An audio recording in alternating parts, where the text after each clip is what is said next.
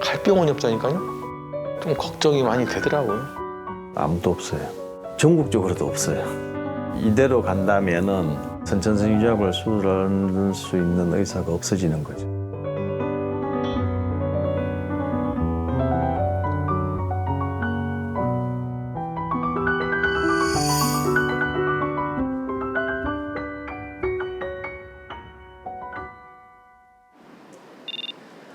최고의 의료진이 모여 있다는 서울의 한 대학 어린이병원. 소아흉부외과의 김웅환 교수가 서둘러 수술실로 향합니다. (30년) 경력의 베테랑 의사. 경력이 쌓여도 긴장은 여전합니다. 교수님께서 혹시 수술 전에 주로 무슨 생각을 좀 하시나요? 아유, 이게 잘 되라고. 그것만 생각하죠. 상황을 다시 한번 최종적으로 점검하고 사실은 이제 뭐 조그마한 차이들이 계속 모인 게 큰 차이가 되거든요. 완벽하게 잘 되도록 그렇게 하고 그냥 그것만 생각하는 거죠. 굉장히 이제 고생을 하는 말인데 지금 저도 기도하겠습니다. 복잡하고 까다로운 소아 심장 수술. 그의 손을 거쳐간 환자가 4,000명에 달합니다. 하지만 매번 난관에 부딪힙니다. 계속 자랄 수 있는 잠재력을 키우면서 수술해야 되거든요. 그다음에 애가 클 때 문제가 없는 수술. 또 하나는 그 특수성이라는 게 같은 환자, 같은 질환에 같은 환자를 두고도 의사마다 치료 방침이 다를 수가 있어요. 어렵죠. 일단은 병이 워낙 다양합니다. 아이들의 작은 심장. 선천성 질환을 치료하기 위해선 고도로 전문화된 지식과 경험의 축적이 필요합니다. 장장 7시간 동안 이어진 수술. 고생하셨습니다. 교수님 수술은 어떻게 됐을까요? 환자가 이제 심장 판막이 4개인데 그 2개가 좀 문제가 있어가지고 2개는 성형을 했어요. 왼쪽 폐동맥 전체를 넓혀주고 수술은 뭐 시간은 좀 걸렸지만 특별한 문제 순조롭게 잘 됐습니다. 지금 현재는 이제 기계랑 분리됐고 심장 잘 뛰고 있고 혈압도 괜찮다. 뒤늦게 밀려오는 피로감. 보호자 좀.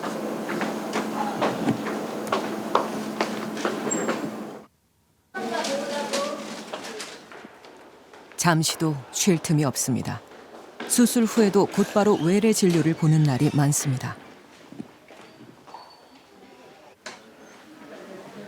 아이들이 자라면서 추적 관리를 받거나 여러 차례 재수술을 해야 하는 경우가 적지 않습니다. 좋습니다. 내년에 봅시다. 내년에? 네.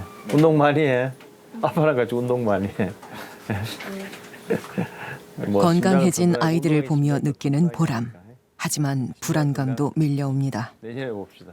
네. 의사는 수명이 짧아요. 고도의 집중력이 필요하기 때문에 체력도 떨어지고 이러면은 그게 환자한테 도움이 안 된다 생각하거든요. 그래서 사실은 저도 사실은 이제 은퇴를 준비할 나이가 됐거든요.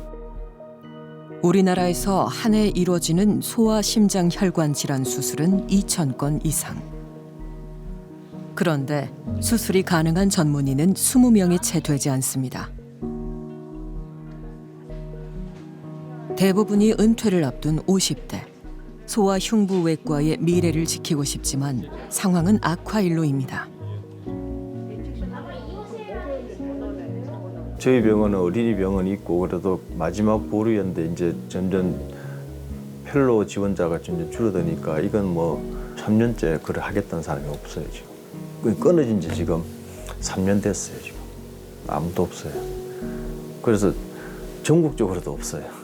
우리나라에 이대로 간다면은 선천성 유전약을 수술할 수 있는 의사가 없어지는 거죠. 소아신경외과를 담당하는 피지훈 교수. 갑자기 응급수술이 잡혔습니다. 농양이 생겨서 항생제 치료를 하고 있는데 치료가 잘 안 되고 있는 것 같아요. 그래서 농양이 커져가지고 지금 두통, 구토가 심해져서 일단 열어서 농양을 밖으로 빼고 균 검사 내려고 합니다. 소아의 뇌신경계 질환은 발생하는 원인과 증상이 성인과 다른 경우가 많습니다. 끊임없이 치료 방법을 고민하고 수술 자체도 신중하게 접근해야 하는 분야. 전문의가 되기까지 오랜 수련의 과정이 필요합니다. 한 가지를 열심히 잘해서 완전히 엑스퍼트가 되자, 그게 모든 의사들의 꿈이거든요. 소아에서 그렇게 되기가 참 어렵습니다. 환자가 많지 않고 또 종류가 사실은 같은 환자군이 아니기 때문에 책에도 안 나오는 경우가 되게 많거든요. 그거를 이렇게 경험적으로 습득하고 또 하려면 적어도 2사람 이상이 있어서 누군가, 그러니까 좀 연세 있는 분과 젊은 분이 계속 디스커션 하면서 이렇게 배워가는 과정이 필요한 게 좀 더 심한 게 소아인 것 같아요. 아직은 정복되지 않은 영역. 생사의 기로에 놓인 아이들을 살리기 위해선 집단 지성의 힘이 중요합니다. 지금 열었고, 열었고. 경험을 전수하며 새로운 치료법을 개척해온 소아신경외과 의사들. 하지만 그 체계 역시 흔들리고 있습니다. 소아신경외과를 전공하고 있는 이제 꿈나무죠. 현재는 지금 전국에 2명 있습니다. 2분 다 지금 저희 병원에 있어요. 다른 병원은 지금 전무한 상황이고요. 지원자가 없고 또 지원자가 없으니까 또 그걸 트레이닝하는 시스템들도 많이 무너져 가고 있거든요. 젊은 의사들도 어깨가 무겁습니다. 부족한 빈자리를 채우려면 일당백의 자세로 임해야 할 때가 많습니다. 부담 반 걱정 반이죠. 왜냐면 이제 교수님들이 워낙에 지금까지는 어떻게든 힘든 상황이지만 길을 잘 닦아 놓으셨고, 연구면 연구, 뭐 수술이면 수술, 진료면 진료, 모든 분야에서 정말 약간 인생을 거의 바치면서 이렇게 살아오셨던 게 보이거든요. 저는 사실 저도 미래가 어떻게 될지 모르겠습니다. 저도 모르겠는데 저에서 제가 잘못해서 대를 끊게 하고 싶진 않습니다. 소신 있는 선택을 지켜가고 싶습니다. 하지만 사명감만으로 소아과의 미래를 짊어지기는 역부족입니다. 이걸 담당할 사람이 전국에 3사람밖에 없다. 그러니까 개인이 짊어지는 부담감도 크고, 사회적 롤은 본인이 원하든 원하지 않든 그건 커질 수밖에 없습니다. 굉장히. 어떻게 하면 이것을 우리가 확 늘리진 못하더라도 이 사람도 이게 이렇게 없어져서 진짜 소멸하지는 않게는 좀 막아야 될 것 같다고 생각이 듭니다. 매일 또 하나의 사투가 벌어지는 곳. 응급실의 밤이 시작됐습니다.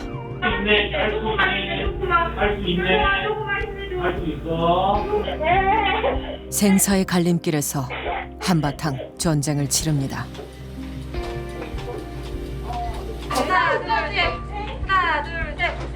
소아 환자 볼 수 있는 능력 중에서 이제 중요한 것이 이제 소아 환자의 응급 진료를 할 수 있는 소아청소년과나 응급의학과 전문의가 있어야 되는데, 이제 그 2개가 사실은 없어서 많은 대학병원들은 이제 그 원로 교수님이나 그 아래 교수님들 1-2명만 남아 있고 그 밑에 아무도 안 계시고 전체적으로 굉장히 어려운 상황에 직면해 있습니다. 네.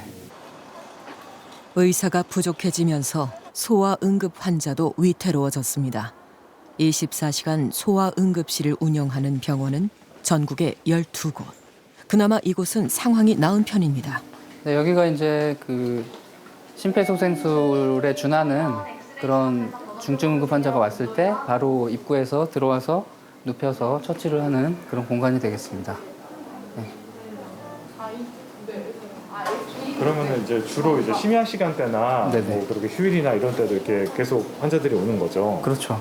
코로나 이후에 환자가 이제 우리 소아응급 의료 환경이 나빠지면서 환자가 더 늘어가지고 거의 한 30% 정도 더 늘었습니다. 그래서 평균 한 120명 정도 오고 있습니다.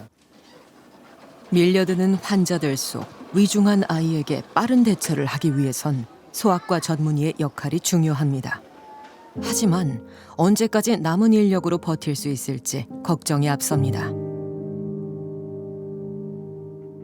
저희가 이제 1호 소아 전용 응급실이었거든요. 그때 24시간 전문의가 상주하는 꿈의 응급실이다 처음에 이제 뜻이 있고 좀 약간 헌신하는 사람들이 숨이 차다, 말이 안 나온다 이런 정도의 그러니까 업무 강도가 생기는 거죠.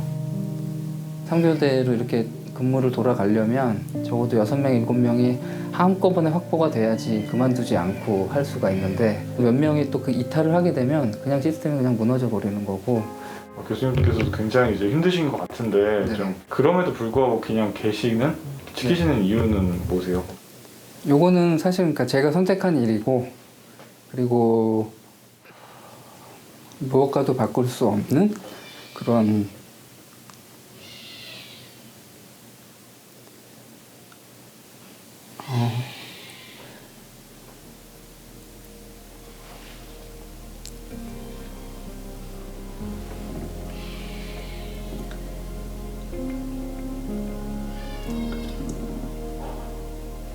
이 세상에서 가장 가치 있는 일이다. 그런 느낌을 받습니다. 안녕하십니까, 유종훈 PD입니다. 아픈 아이들에게 마지막 희망이 되어주는 대형 종합병원. 우리나라 소아 중증 치료의 최전선 같은 곳입니다. 하지만 정작 의료진들의 현실은 위태로웠습니다. 대를 이을 의사가 없고 후학을 양성할 시스템도 무너져가는 상황. 이런 추세대로라면 몇 년 후엔 소아청소년과 의사 소멸시대를 맞이할지도 모릅니다.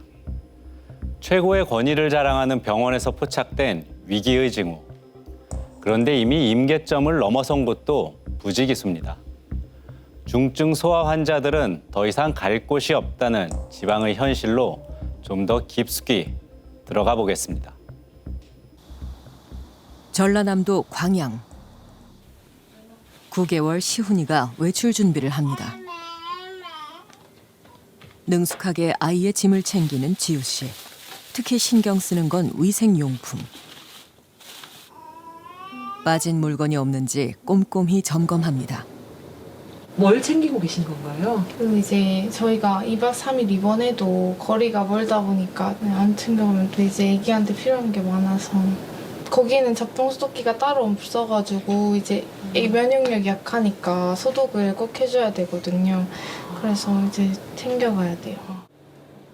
아이가 투병 생활을 한 지 벌써 4개월째. 새 식구가 길에서 보내는 시간이 많아졌습니다. 4월부터 중순에 밥을 갑자기 이제 안 먹기 시작하더라고요. 그래가지고 이제 살이 조금씩 빠지길래 병원을 갔는데 이거는 여기서 할 게 아니라 큰 병원을 가봐라 이렇게 바로 말씀하시더라고요. 종양의 크기가 너무 커가지고 간이 4등분이면 한 3등분 정도를 잡아먹었대요, 종양이. 그래가지고 하루빨리 이제 항암 치료를 안 하면 아기가 되게 위험할 거다. 여러 병원을 전전한 끝에 서울의 종합병원에서 항암 치료를 받기로 했습니다. 칭얼대는데 그런 건가요? 항상 올라가는 길에 울더라고요. 처음에는 이제 너무 어려서 몰랐는데 지금은 그래도 조금은 나는 것 같아요. 병원을 옮겨야 될지 말아야 될지 고민을 많이 했어요. 지역에서 병원을 찾기가 어렵습니다. 여기 밑에는 이제 응급실도 그 선생님들이 별로 안 계셔가지고 아기가 열이 나면은 어떻게 해야 할지를 모르겠더라고요. 그래서 이제 그런 것도 있어서 위로 올라가게 된 것 같아요. 4시간을 넘게 달려 도착한 서울.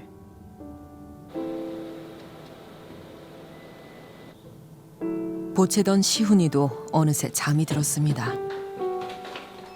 한밤중이 되어서야 모텔에 짐을 풀고 아이를 눕힙니다.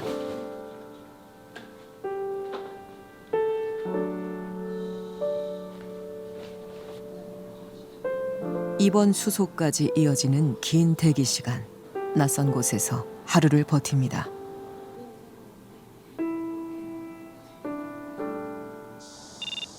다음 날에도 긴 여정이 시작됩니다. 한나절이 지나서야 시작되는 검사. 내가 하는 거랑 사실은 이거 한번 해줄 거야? 혈압 한번 재줄 거야? 그치? 누구야? 그치? 울까 말까 고민되지? 누구야? 안녕. 안녕. 그러면 안 돼. 왜? 싫어. 싫어. 잠깐만 있어. 헤라 잠깐만 재자.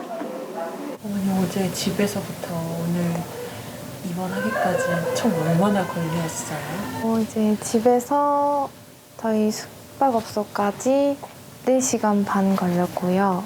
숙소에서 병원까지 와서 입원하기까지 한 4시간 정도 걸린 것 같아요. 거의 하루를 다 쓴 것 같아요. 언제까지 이 생활을 버틸 수 있을까? 그리고 일주일 후 시민이 안녕하세요. 자, 앉으세요. 자, 봅시다. 시민이 좀 들어볼까? 항암 치료를 견디느라 아이가 그새 야위었습니다.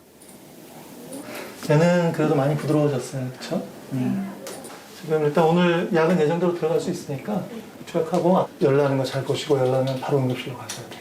아시겠죠? 그래서 다음 주에 CT 찍은 다음에 수술 계획 다시 한번 확인하는 걸로 합시다.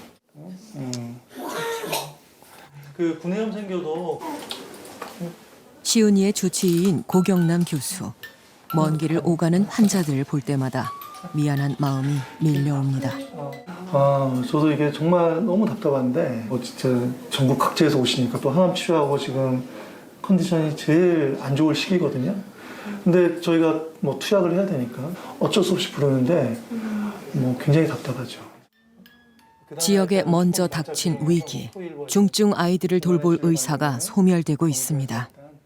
이런 중증 환자를 볼 수 있는 전문적인 의료진 유지하기 위해서는 굉장히 많은 비용이 필요하거든요. 환자는 몇 명 없는데 의사가 없으니까 또 환자들은 이쪽으로 올라오고 그쪽에서는 투자를 하려야 할 수도 없고 지금 같은 시스템 내에서는 지역에서 이게 유지를 할 수가 없어요. 소아과 전체가 위기고 또 중증 의료는 너무너무 위기입니다. 지금. 이제 암 환자를 누가 볼 거예요. 저는 지금 말하자면 이제 지방은 다 물에 잠겼어요. 지금 태풍이 와서 서울만 둥둥 떠 있어요.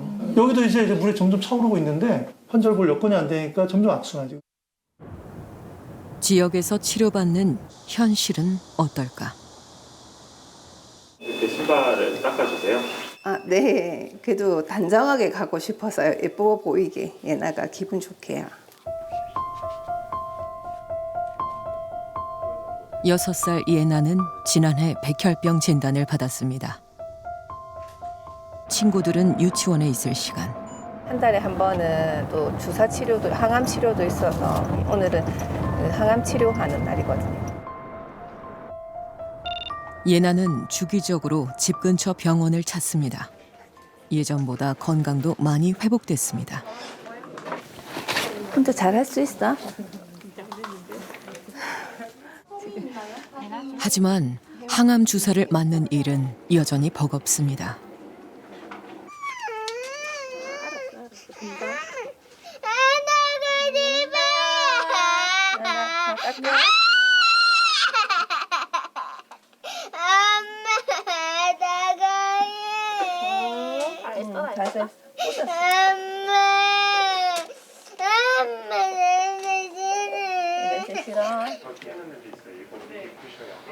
한 해에 발생하는 소아암 환자는 1,200명 남짓. 10명 중 7명이 거주지를 떠나 수도권 병원에서 치료받고 있습니다. 얘나만 키우면 일단 얘나만 뭐 데리고 올라갈 수도 있는데 또 첫째도 있으니까 제가 직장 다니면서 얘나를 케어할 수 있는 여건이 되니까 정말 다행이라고 생각해요. 운이 좋았다고 생각이 들고요. 예나의 주치의인 양유진 교수. 예나야, 코로나하고 아팠어? 열은 며칠 났어요? 코로나하고? 한 38도 넘는데 한 3일 갔고 잔열 약간 있어가지고. 양 교수의 상황도 쉽지 않습니다. 지금 외래를 보는 인력 2명의 교수진이 전부가 맞고요. 그중에 하나가 저고 그중에 한 분은 제가 이제 스승님으로 모셨던 분 한 분과 함께 둘이서 근무를 하고 있습니다. 스승님 네. 곧 은퇴를 앞두신 건가요? 네. 2년이 좀 안 남으셨어요. 저희가 경남, 부산, 울산을 다 환자분을 맡고 있어서 중증도는 굉장히 높은 편이고 그래서 단독적인 센터라고 할 수 있는데 그 로딩에 반해서 의사직을 포함한 그 외에 의료적인 인프라가 굉장히 부족해서 그런 결정에 한 역할을 했다고 생각합니다. 진료 후에도 해야 할 일이 산더미입니다. 교수님 이제 어디 가시는 거예요? 저는 이제 4층에 소아과 의국 가서 인계받아야 돼요. 당직은 저 혼자 쓰는 거니까 다른 파트 환자들 무슨 상황인지 오늘 밤에 뭐 해야 되는지. 교수님 근데 오늘 점심도 안 드시고 하셨는데 결국 5시 넘어서까지 보신 거 아니에요? 그래서 환자들이 이렇게 불쌍해서 일용할 양식을 다 먹고 하라고. 맨날 가면 점심 안 먹고 하니까 이렇게 맨날 싸가지고 오세요. 도시락 싸서 오시는 분들도 있고. 밥을 먹는 일조차 사치가 된 소아과 의사의 하루. 쉴 틈 없는 보고가 이어집니다. 교수님 인계 때문에 전화하셨죠? 그래도 혹시나 아무도 안 열어보고 다음날 메스가 있거나 하면 안 되니까. 아, 찍고 봐주라. 한 번만 그냥 좀 봐주세요. ERCP 하려고 왔고 이미 했고 일요일날 퇴원할 겁니다. 그럼 뭐 특별히 이거 하고 나서 페인 컨트롤? 지금 아주 멀쩡해가지고 아마 오늘 내일 해가지고는 페인 컨트롤 할 일 없을 겁니다. 레지던트 과정을 밟는 소아과 전공의가 부족해지면서 교수들의 당직이 일상이 됐습니다. 가장 큰 문제는 낮에 병동에 의사가 없습니다. 전공의 선생님이라 하면 수련을 하기 때문에 출근을 해서 아침 9시부터 저녁 6시까지 병실 환자를 옆에서 킵하면서 보는 건데 그 의사가 지금 부족한 상황이기 때문에 제가 이렇게 낮에 외래를 보는 시간에 저희 파트 입원 환자들은 옆에 의사가 상주하지 않을 수 있는 위험에 노출이 되는 거죠. 이 병원의 소아청소년과 전공의 정원은 16명. 하지만 근무하는 인력은 5명에 불과합니다. 다른 병원의 전공의 사정도 비슷합니다. 해마다 떨어지는 지원율. 올해 충원된 소아청소년과 전공의는 정원의 25%밖에 되지 않습니다. 소아암 환자는 완치율이 높습니다. 다시 일상을 살아가는 아이들. 하지만 소아과 의사들이 이대로 소멸한다면 아이들의 미래가 위협받게 될 겁니다. 백혈병부터 소아암 환자를 다 이렇게 종합적으로 봤을 때도 거의 70%에서 75%를 육박할 만큼 환자가 생존을 하고요. 이 환자는 80살까지 국민으로 살고 대학도 가고 결혼도 하고 아이도 낳고 노년을 살 수 있다는 말이거든요. 이걸 계속해서 지킬 수 있는지는 앞으로는 이제 물음표로 남겨야 될 일입니다. 잠들지 않은 또 하나의 곳. 전북 지역 대학 어린이병원의 밤이 깊었습니다. 뒤늦게 진료를 마친 소아청소년과 김현호 교수. 교수님 이제 진료 다 끝나신 거예요? 네네. 원래 진료 시간은 원래 몇 시까지 보통 보세요? 보통은 그러니까 1시부터 저녁 오후 4시 반까지인데 또 환자가 많으면 오전에도 또 열어가지고 2시간 정도 더 보신 거 아니세요? 보호자분들이 되게 궁금해하는 게 많거든요. 좀 무리하는 것도 있지만 다른 그 시간을 좀 줄이려고 하죠. 김현호 교수는 신생아 중환자실을 담당하고 있습니다.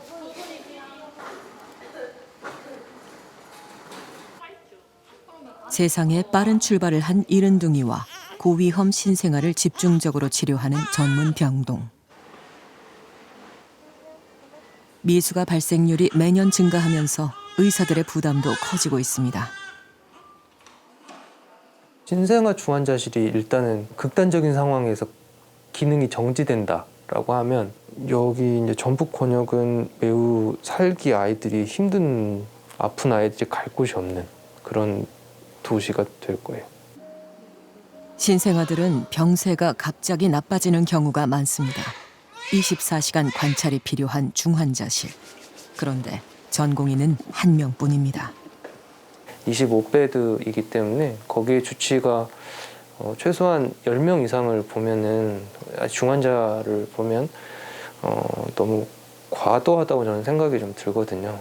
그래서 적어도 한 3명 정도는 있어야 된다.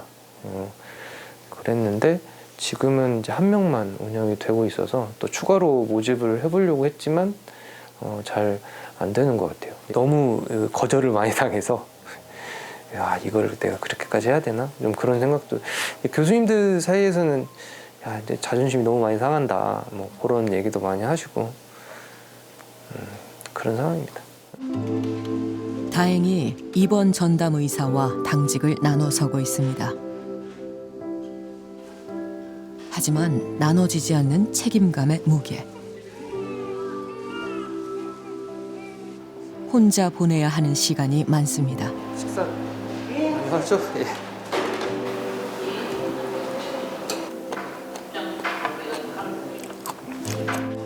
내년은 진짜 걱정이기는 해요. 사람 구하기가 힘드니까. 아니면 진짜 문을 닫아야 되는 상황이 생기는 거죠.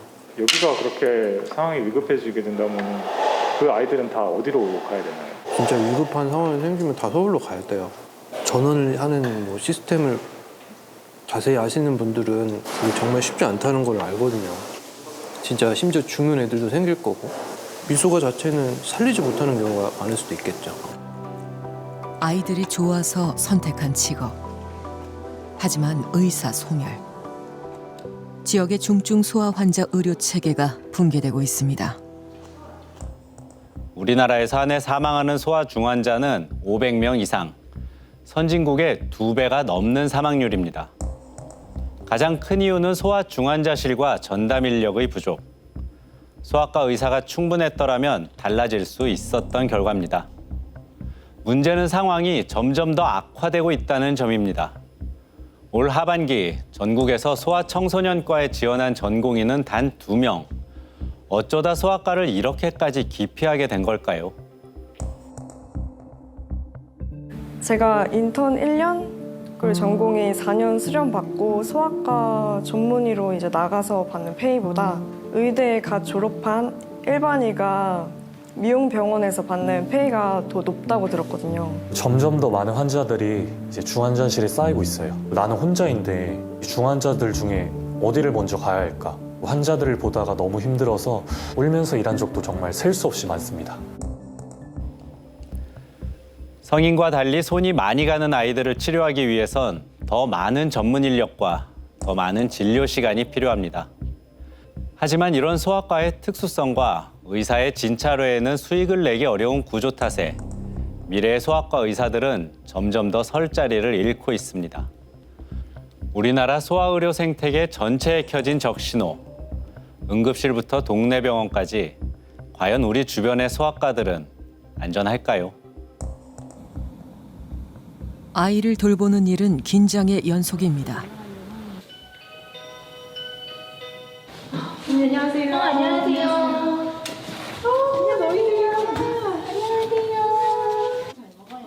개구쟁이 쌍둥이를 키우는 윤주 씨. 지난 4월 아찔한 경험을 했습니다.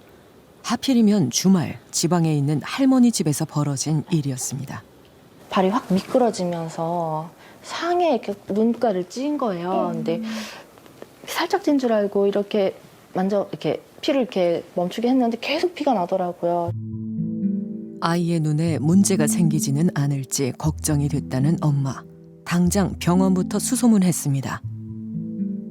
처음에 119에 전화를 했던 게 29일 1시 11분이에요. 진료받을 수 있는 소아외과에 대해서 좀 안내받고 이동을 요청을 드렸었거든요. 근데 여기 보은 쪽에서는 없고 청주까지 이동을 해야 된다라고 하셨어요. 그래서 네, 그때는 이제 119 차를 타고 이동을 했었어요. 하지만 의사가 없어 아이를 치료할 수 없었습니다. 수도권인 집 근처 병원도 상황은 마찬가지. 또다시 119의 안내를 받아 서울의 종합병원에서 상처를 꿰맸습니다. 정말 병원이 많은데 이 중에 내 아이가 다쳤는데 이 진료를 해줄 수 있는 의사가 정말 이 거리 안에 한 분도 안 계신 걸까 그런 생각도 들었었고 제발 다치지 마라.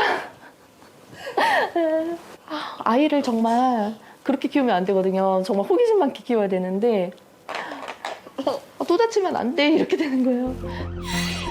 한 조사에서 골든타임 1시간 안에 응급실에 도착하는 소아 중증 외상 환자는 25%에 불과했습니다. 응급실을 찾아 헤매다 어린이 환자가 목숨을 잃는 병원을 찾지 못해 구급차에 실려 2시간가량이나 떠돌다 숨진 사건이. 이른바 응급실 뺑뺑이. 치료 적기를 놓쳐 목숨을 잃는 사건도 발생했습니다. 병상이 부족한 거 아닙니다. 응급병상 부족한 거 아니고 시설 부족하거나 병원이 부족한 게 아니에요. 지금 일할 사람이 모자라니까 안 돌아가는 거거든요. 쉽게 말하면 24시간을 유지할 수 있는 인력이 없어지는 거죠. 소아과 의사 부족의 여파. 환자들이 밤거리를 떠돌게 됐습니다. 선생님 안녕하세요. 선생님 저희 KBS 봤는데요. 소아 담당 선생님이 있는 응급병원에 실어오는 게 좀 어려웠어요. 모든 병원에서 전화 다 알아보고 그러다가 결국 119 전화해가지고 강동구에서는 소아 응급실이 없고 소아과 전문의가 없다고 해가지고 강동병원을 갔다가 여기를 온 거거든요. 처음에 거기서는 치료를 못 받으신 거예요? 소아과 전문의가 없죠. 소아 의료 체계는 환자의 중증도에 따라 3단계로 분류됩니다. 그런데 상급 병원의 과부하로 2차 병원까지 부담이 전가되는 상황. 과연 허리 역할을 하는 병원들의 현실은 어떨까? 이른 시각부터 만석인 대기실. 위중한 환자들이 늘어 입원이 필요한 경우가 많아졌습니다. 안녕하세요. 열이 많이 나면은 반응성 간염 같은 게 좀 생길 수가 있어요. 간 기능 검사 수치가 약간 올라갔는데 그렇게 큰 문제는 아니고. HbA1c가 네. 왜 이렇게 높지? 저기 검사 다시 결과 봐야 되겠으니까. 안녕하세요. 응급실을 찾아 헤매다 상태가 나빠진 아이들도 있습니다. 아버님 아직도 쌕쌕거리긴 하네요. 네. 입원하고 나서 엄청 많이 좋아졌죠? 네. 아휴 정말 큰일 날 뻔했어요. 그죠? 네. 의사를 만나는 일이 가장 큰 고비. 토요일날 아침 새벽부터 숨이 점점 많이 가빠졌어요. 집 근처 소아과에 가니까 소아과 원장님이 천식인 것 같다고 최대한 빨리 큰 병원 응급실로 최대한 빨리 가라고 해서 갔는데 하필 마침 그날따라 소아과 원장님, 소아과 선생님이 안 계시다고 응급실에요. 그래서 다시 또 이쪽으로 최대한 빨리 오라고 해서 왔습니다. 하지만 환자들이 몰리면서 2차 병원의 업무도 가중되고 있습니다. 2013년도에 아동병원의 진료량이 18%밖에 안 됐거든요. 근데 지금 현재는 24%까지 올라갔어요. 저희가 할 수 있는 역량 이상으로 지금 환자를 보고 있다는 뜻이거든요. 폐렴 환자를 전원을 했는데 돌아오는 경우들이 있고, 그 다음에 맹장염을 여기서 진단을 다 해가지고 보냈는데 응급실 차원에서 환자를 돌려보내버린 거예요. 지금은 2.5차 같은 그런 느낌이 드는 그런 부분이 있고. 새벽 시간에도 계속되는 분투. 주말 아침 병원 문을 열지도 않았는데 긴 줄이 늘어섰습니다. 몇 시부터 나오셨던 거예요? 전 첫인데 주변에 있는 데들 6시에 가야 웨이팅을 할 수가 오픈을 할 수 있어서 일부러 그렇게 왔어요. 명품 매장에서나 볼 수 있었던 오픈런. 어느덧 소아과 진료의 필수 관문이 됐습니다. 소아과 의사를 만나기 위해 잠을 포기해야 하는 부모들. 접수 후에도 긴 기다림이 이어집니다. 아이를 입원시킬 수 있는 병원이 많지 않아 먼 곳에서 온 경우도 적지 않습니다. 오전 시간에만 300명이 넘는 환자가 몰렸습니다. 저희는 충남은 다 오고요. 서산, 당진, 홍성, 무슨 태안 이런 데가 좀 먼데 그렇고 서울에서 입원한 데서 여기까지 날라온 일도 꽤 있어요. 네. 사실상 지역 내 응급실 역할까지 도맡게 된 2차 병원. 종합병원 못지않은 시설도 갖추게 됐습니다. 음압기 들어있고 전부 이쪽은 다 음압기 들어있어요. 이 음압기를 코로나 때문에 사서 여기다 다 장비 다 넣은 거예요. 하지만 코로나19의 위기를 버티기는 쉽지 않았습니다. 직원 수는 모두 80여 명. 환자보다 직원이 많은 날이 많았습니다. 2020년도, 21년도가 아마 최고로 안 좋았었는데 하루에 환자가 10분의 1로 줄었고 나중에 보니까 급여를 줄 수 없을 정도의 수입이 돼서 9개월 동안 해서 돌아가면서 유급휴직하면서 전 직원이 9개월 동안 고용유지 장려금 받았었어요. 그게 없었으면 이미 망했을 거고. 이 환자가 몰리는 이유는 남들이 다 없어져서.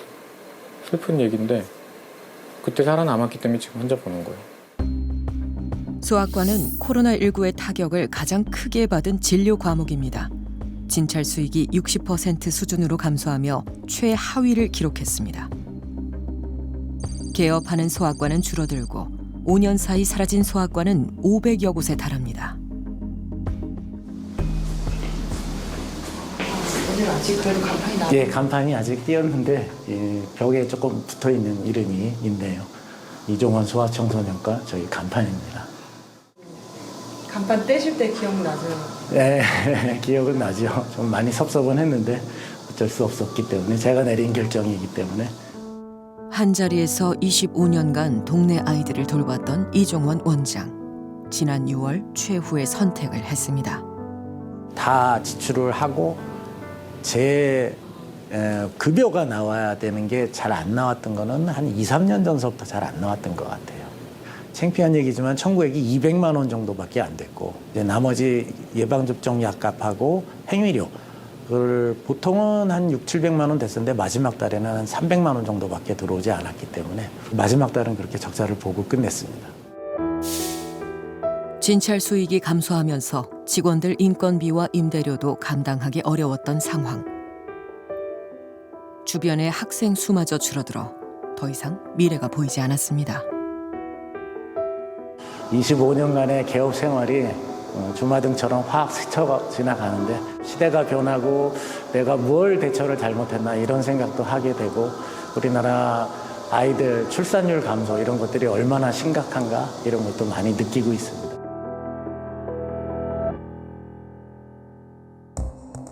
지난 3월 대한소아청소년과 의사회는 대국민 작별 인사란 이름으로 기자회견을 했습니다. 저출산의 위기 속에 지금과 같은 낮은 의료 수가가 계속된다면 소아청소년과를 지탱하기 힘들다는 호소였습니다. 이미 소아과 간판을 포기하고 피부 미용이나 비만 같은 다른 진료에 뛰어든 의사도 적지 않다는 상황. 이런 사이 의료 공백은 더욱 심각해집니다. 전국에 소아과가 없는 시군이 58곳이나 됩니다. 정부도 뒤늦게 대책 마련에 나섰습니다. 진료 사각지대를 해소하고 소아 의료 체계를 확충하겠다는 방침. 하지만 위기의 핵심인 인력 충원 대책은 미비하다는 것이 현장의 평가입니다. 의료 취약지로 꼽히는 경상북도 봉화. 소아청소년 인구가 적어 아이들을 돌볼 의사가 부족했던 동네입니다. 그런데 이곳에 생긴 기적 같은 일. 안녕하세요. 의원이 안녕. 오늘 어디 아파서 왔는데? 기침하고? 기침나고 가래도 좀 있고 그다음에 머리도 아파요. 열도 많이 나고. 코는? 코는 딱히. 고향에서 마지막 의사 생활을 결심한 이동구 전문의. 봉화에 첫 소아과가 생겼습니다. 1호 소아과 선생님이시죠? 네. 그것 때문에 제 자신도 진짜 뿌듯하고 더 열심히 안 할 수가 없겠죠. 청진기 들 수 있을 때까지 우리 봉화 아기들을 위해서 열심히 살아보려고 합니다. 그래서 지원했습니다. 34년 동안 대학병원 등에서 어린 환자들을 보살핀 이동구 의사. 이곳 아이들에게도 보탬이 되고 싶습니다. 이건 우리 아기들 진찰할 때 우니까 달래주기 위한 거고요. 요거는 2세? 1, 2세? 아이들 소리가 들리기 시작한 시골 병원의 변화. 하지만 개인의 노력만으로는 부족합니다. 응급 환자 한 명을 위해서 이 큰 응급실은 꼭 존재해야 되지 않겠습니까? 소아과도 마찬가지입니다. 소아 환자가 하루에 한 명이 오더라도 소아과 의사는 반드시 상주하고 존재해야 된다고 생각합니다. 소아과 의사 소멸을 막을 보다 근본적인 해법은 없을까? 우리보다 앞서 소아과 위기를 겪은 일본. 의료 취약 지역 중 하나인 도쿄 북부 도치기현으로 향했습니다.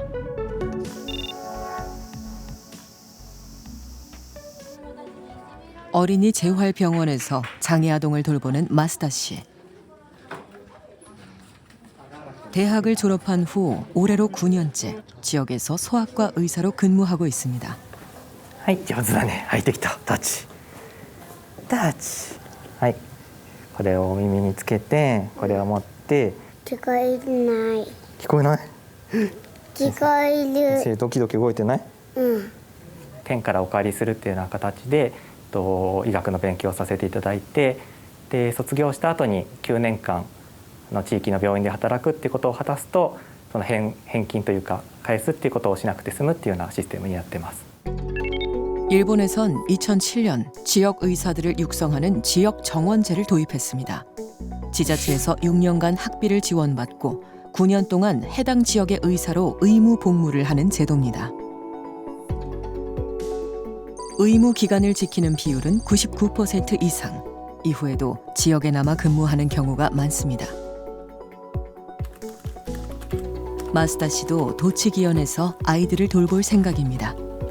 なかなか18歳で医師になりたいという状況の時に地域医療の大切さとか医師の偏在とかなんかそういうところまでなかなか頭って回らなくって、9年間過ごす中で、この県内でできることとか、医療の中での課題とか、そういうところあと自分の役割とかそういうところも見つかってきたので、引き続きそれを深めていきたいなというような思いです。 일본은 국가 차원에서 소아과 붕괴를 막기 위해 총력을 기울이고 있습니다. 저출생 위기에 대응하고 어린이 정책 전반에 강력한 권한을 갖는 총리 직속의 어린이 가정청도 출범했습니다. 我が国は社会機能を維持できるかどうかの瀬戸際と呼ぶべき状況に置かれています。子ども・子育て政策への対応は待ったなしの先送りの許されない課題です。 미래 세대를 국가의 중심에 놓고 종합적인 대응을 하는 일본. 소아과에 대한 지원은 구체적입니다. 연령과 진료 시간대에 따른 가산 제도를 통해 저출생으로 인한 타격을 국가가 보상하고 있습니다.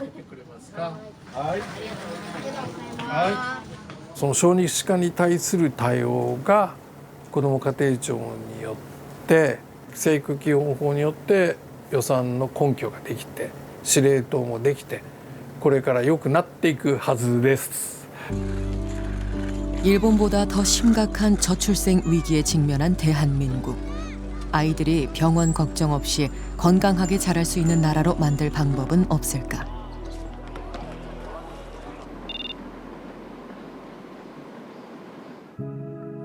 어려운 여건 속에서도 생명을 살리기 위한 의사들의 노력은 계속됩니다. 2,000건 넘는 소아 심장 수술을 집도한 곽재건 교수. 어린애들을 수술하게 되면은 약신년에 영향을 줄 수 있는 거니까 정말 바짝바짝 온 정신을 집중해서 할 수밖에 없고. 이번 수술 과정엔 진로를 고민하는 의대생도 참관했습니다. 가는 길에 대해서 이제 제가 좀 망설임이 없어질 수 있는 기회가 되지 않을까 생각이 들어서 소아 심장을 선택해서 실습을 하게 되었습니다. 보호자의 마음도 많이 알아줄 수 있는 의사가 되고 싶다라는 생각이 많이 들었습니다. 쉽지 않은 수술이었지만 다행히 결과가 좋습니다. 수술을 집도한 곽재건 교수도 이제야 마음이 놓입니다. 다행히 예전에 수술했었던 자리 유착도 심하지 않고 그래가지고 생각보다 좀 빨리 끝난 것 같습니다. 오늘 뭐 네네. 참여한 의대생들한테 뭐 해주고 싶은 그런 말씀 해주고 싶은 꼬시려고 흉부외과나 소아심장 쪽 좀 꼬시고 싶은 마음, 꼬드기고 싶은 마음도 좀. 그러니까 똑같은 장면을 보고 어떤 사람은 와 이거 정말 해볼 만하다 이런 사람도 있고 어떤 사람은 아휴 그냥 할만한 줄 알았더니 저렇게 조그만 애 어떻게 해 이렇게 해서 마음을 접는 사람도 있을 것 같은데 그냥 전자였으면 좋겠습니다. 아이들을 치료하며 느끼는 기쁨. 더 많은 후배들이 소아과에서 가슴 뛰는 미래를 만들어가길 바랍니다. 그런 애들 볼 때는 하길 잘했다는 거는 그건 정말 100%예요. 애들 좋아져가지고 크고 부모님들이 저한테 너무 고마워해 줄 때는 제가 한 일이 대단하다고 생각해 주시는 거잖아요. 근데 저는 그렇게까지 생각이 안 들거든요. 솔직히 말씀드리면 난 정말 엄청난 일을 했어 이런 생각은 안 들기는 하는데 그런 것 때문에 버티고 하는 거죠. 환자들이 준 편지들이 있어요. 이런 거 이런 거.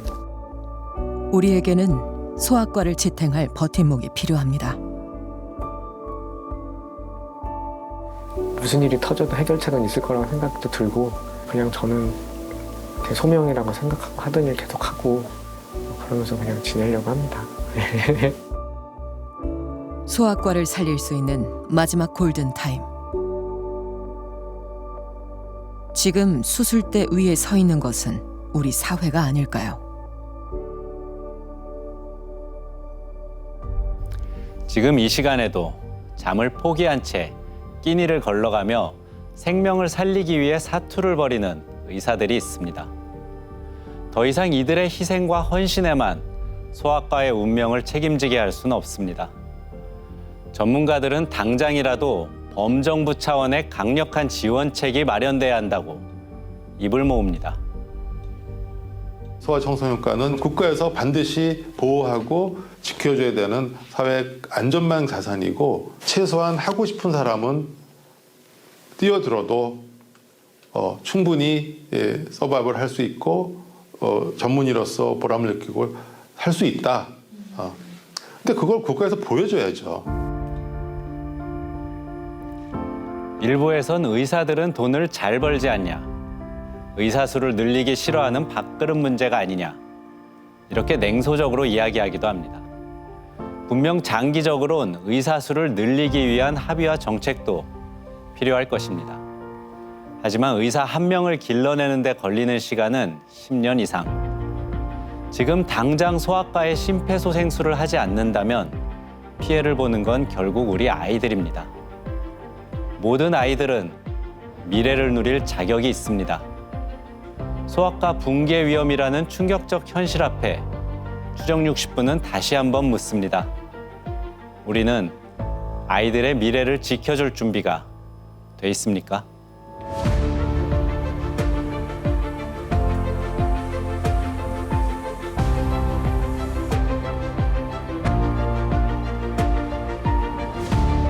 어쨌든 이제 소아심장 관련해서는 워낙 오랫동안 일을 했고 또 이 시스템이 잘 유지되기를 바라는 입장에서 젊은 사람들이 할 수 있는 좋은 여건이 됐으면 좋겠고요. 또 그런 사람들이 또 나왔으면 좋겠어요. 좀 자기 좀 헌신적으로